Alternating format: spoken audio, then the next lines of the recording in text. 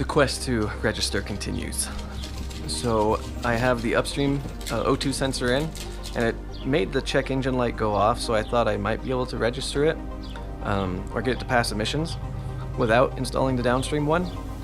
So I took it into the emissions, and it didn't pass. So that brings us to today, where I had to pull out the exhaust again, take it to a muffler shop, and had them put in a port for the downstream O2 sensor.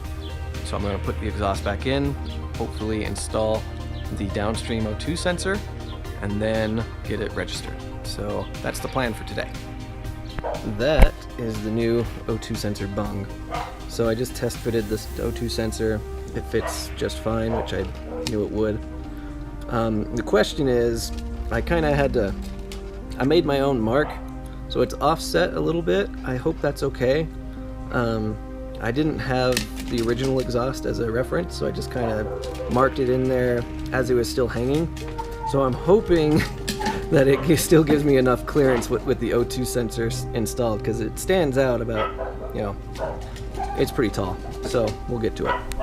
All right, downstream O2 sensor is installed. So it fit just right. It gave enough clearance between the floor pan and the sensor, so that's good.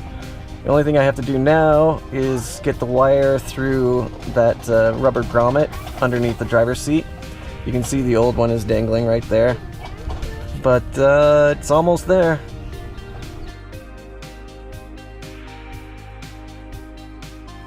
Hopefully this is the last video that I'll have to do about the O2 sensor drama, but that's what we're going to do today, is we're going to finish up the downstream O2 sensor.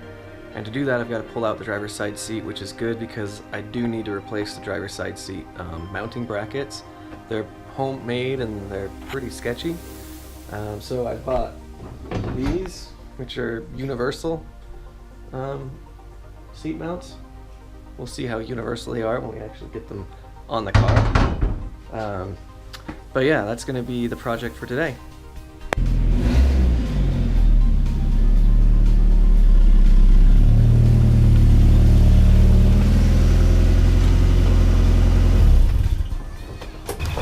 First order of business today is to remove the seat. It's going to take 4 13mm bolts, or maybe not 13mm, 13 metric, whatever.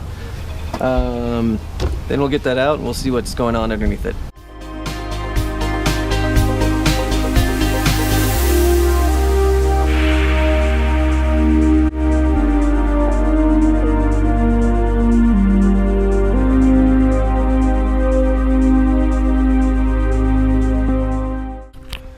These are the homemade mounting brackets, and you see, like, it's just scrap steel. They've been bent and drilled, but I'll get these off and I'll show you what I'm talking about, as they are pretty sketchy.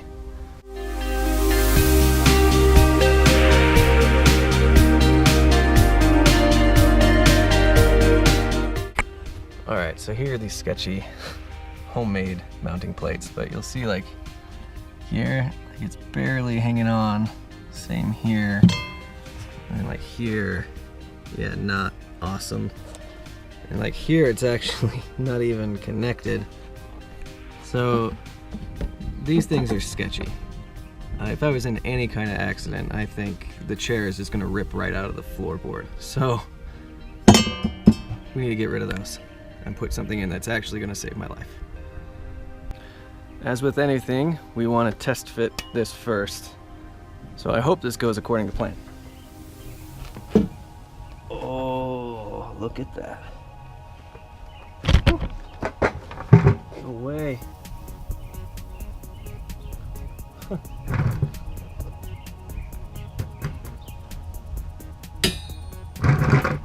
Eureka. It actually fits. All right, that's good news. For now. At least it mounts to the car. We'll find out if it mounts to the seat.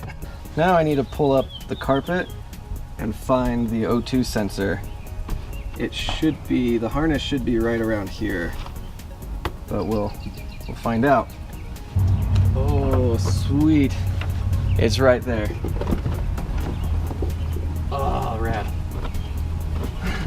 Okay, it's right there. I'll show you. There she is. That's the harness. So that's the grommet. We're good. And I'm about to get rained on, so I gotta move quick. We're having a bit of a rain delay. I don't know if you can see, but that's coming toward me. Alright, we'll just wait and see what happens. Alright, so this is the harness. There's the rubber grommet against the trans tunnel. So the harness comes off pretty simply. You just pull the clip. There you go. And this rubber grommet, you just kind of pull. It's in there. Give it a, there we go. So there it is. So this is still connected. I need to get under the car and pull it out. That's it.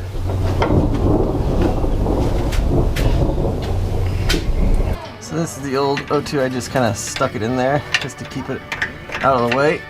But right here, that's the bung into the car. So that's where it's gonna thread through. So here it goes.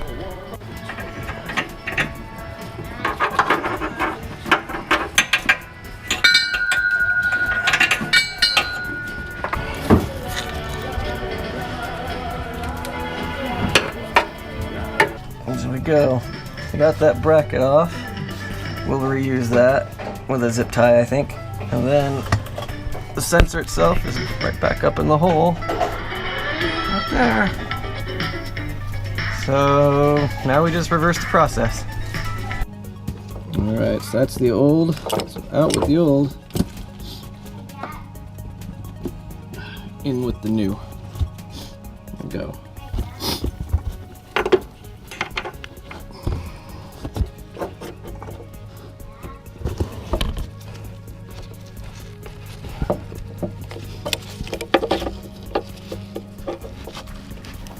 Alright, so I put a little anti-seize on the thread. Now, to get it in there, it's a little tricky.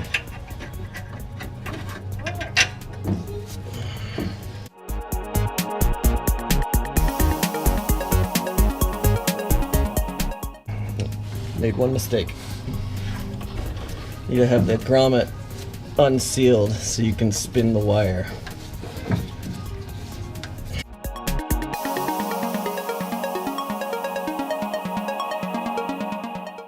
That is installed.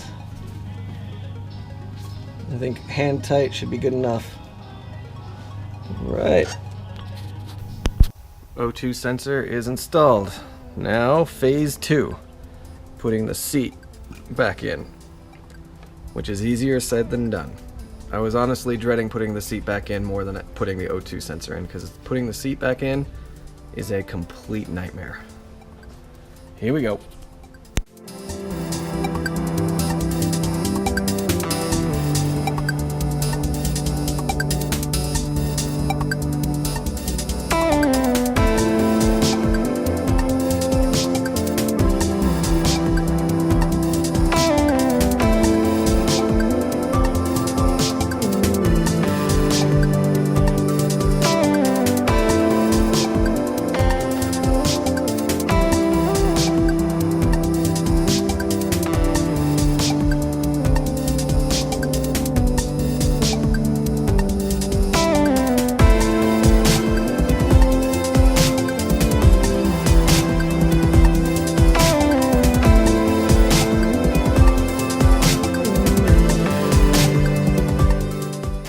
So everything's installed now, which is good news. It was a battle.